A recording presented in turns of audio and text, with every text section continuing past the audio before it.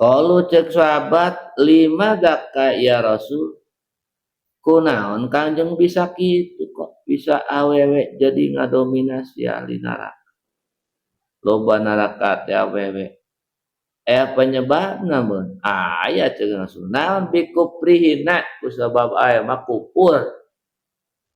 Oh, kufur. Karuhan. Jadi sahabat tanya deui, gila.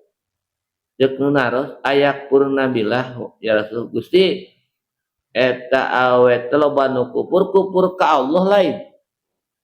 Qala saur Kangjeng Rasulullah SAW yakfurnal asyira loba kufur ka salaki lain ka Allah.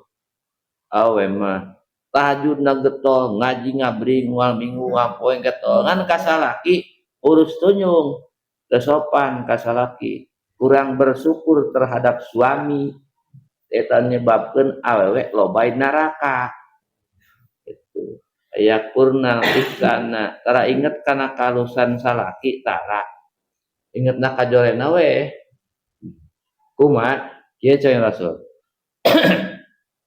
lao ahsanta ilaih dahuna dahrokulah lamun maneh nya berbuat kebaikan terhadap istri satahun tenyen kasalahan ka pamajikan harmonis satahun eueuh piomongeun das lakina bageut sumaroat min kamatu krihu tuluy hiji waktu pamajikan teh nempok tingkah maneh teh pitreuseupeun pamajikan sakali we naon ngomongna hamajikan maratu min kahronkot Bapak sia macan orang ecreg ieu tiba heula. Tah mun teu kitu ngomong. Tah teh ngomong ngabiakeun amal awet. Kudu kakarak mijae kasalahan salakina. Dalam rangka sekian tahun sakali nyeun kasalahan ngomongna awe mah kitu. Ma raaitu minka khairan qat. Bapak sia mata ecreg ieu unggalan kudu kakarak. Hayang sok awet tengetkeun. Itu wae ngomongna. Heeh.